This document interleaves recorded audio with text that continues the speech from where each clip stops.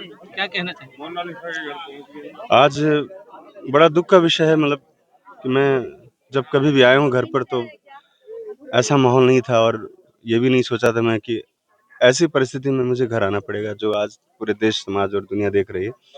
तो ये मेरे लिए आज बहुत बुरा दिन है, कह सकते हैं कि, और यहाँ आना भी मेरे लिए बहुत, ऐसी परिस्थिति में मैंने, शब्द नहीं है मेरे पास, मैं किस मुँह से मैं अपने दर्द को बयान करूँ।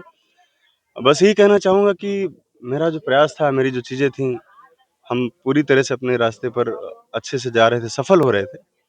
और जो ताकतें थीं, इस्लामिक ताकतें जो थीं, जो कट्टरपंथी लोग थे, जो एजेंडा चलाने वाले लोग थे, उन्होंने महाकुंभ की एक जो आइकॉन बनी थी लड़की, उसको अपवित्र करने का जो ये बीड़ा उठाया था उन लोगों ने, कहीं न कहीं वो लोग सफल हो रहे हैं। और हमारे लिए, सनातन से जुड़े हुए लोग, राष्ट्रवादी लोगों के लिए बड़ी शर्म की बात है, और मेरे लिए भी बड़ी शर्म की बात है, क्योंकि मैंने इस बच्ची को बड़ा बनाने की कोशिश की थी, और इसी घर से मैं उसको लेने आया था। मैं महाकुंभ में भी लेने नहीं गया था, मैं घर से लेने आया था, क्योंकि महाकुंभ बड़ी पवित्र जगह थी। मुझे लगा था कि मैं वहाँ जाकर उसकी पवित्रता ना भंग करूँ, और मैं घर से आकर मैंने उसको शिक्षण, प्रशिक्षण और फ़िल्मों में लाने का जो काम किया था। तो आज वो कहीं न कहीं मेरा जो मकसद था वो खत्म हो गया, अधूरा हो गया। क्या सोची-समझी साजिश लग रही है के आपको? खिलाफ है, जैसे परिजन भी शादी के खिलाफ है, आप भी खिलाफ हैं। अब आगे देखिए, की क्या रणनीति मैं है? आपको बताना चाहूँगा, पहली बात तो इसको शादी कहना उचित नहीं होगा, क्योंकि शादी नहीं है, ये एक जाल है। जिस जाल में, जिस तरह से इन भोले-भाले लोगों को फँसाया गया, उस लड़की को फँसाया गया, तो ये जाल है एक।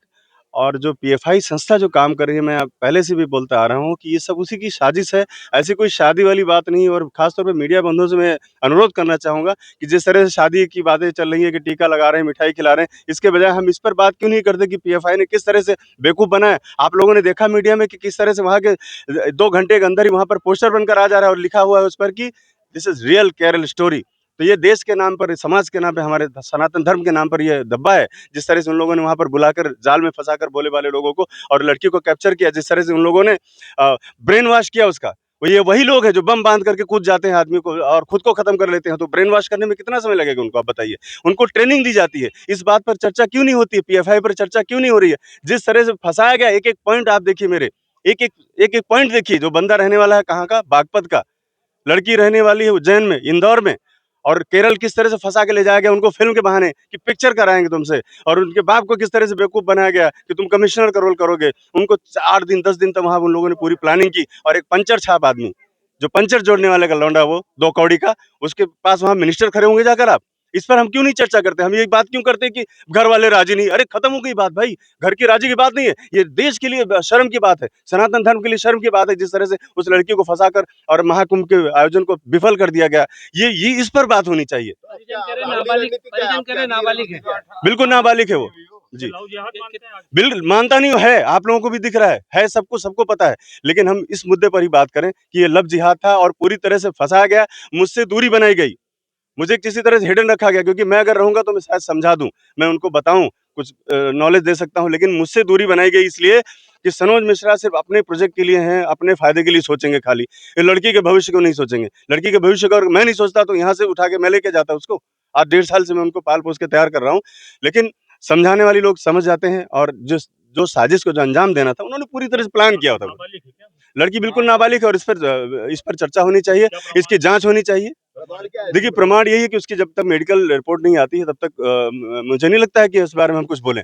लेकिन मेडिकल अगर होता है तो मैं दावे के साथ कह सकता हूँ, मेडिकल से बड़ा कोई प्रूफ नहीं होगा।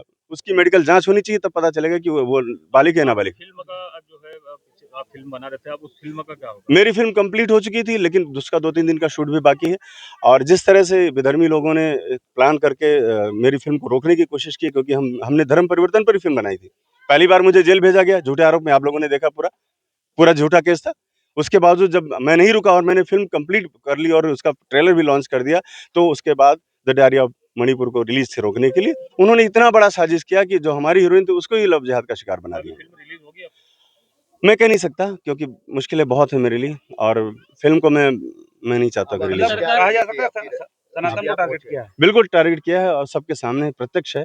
इससे बड़ा कोई प्रमाण नहीं है, और जो मीडिया बंधु, मैं उनसे सबसे आग्रह करना चाहूँगा कि इस मुद्दे को हम लोग अगर हम नहीं उठाएँगे, देश के सामने नहीं लाएँगे, और सिंदूर लगा रही है, तिलक लगा रही है, लड्डू खिला रही है, इसके बजाय ये इस पर हम लोग क्यों नहीं बात करते हैं कि किस तरह से उसको फँसाया गया?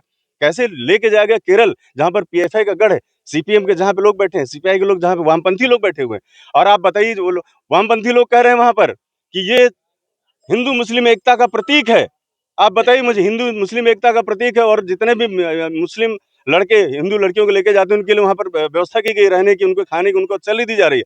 आप अगर हिंदू मुस्लिम एकता का प्रतीक अगर आप बताना चाहते हो तो किसी मुस्लिम लड़की को हिंदू लेकर के जाए, वहां पर कोई मुस्लिम लड़की को हिंदू लेकर जाए, क्या वो लोग प्रोटेस्ट करेंगे उसको? क्या पुलिस थाने में भी जाएंगे रिपोर्ट दर्ज कराने, प्रमाण अभी मैं बनाएंगे? पहले फैमिली वालों से बात करूंगा, उनसे मैं बात करने अभी आया हूं मैं जस्ट आपके सामने।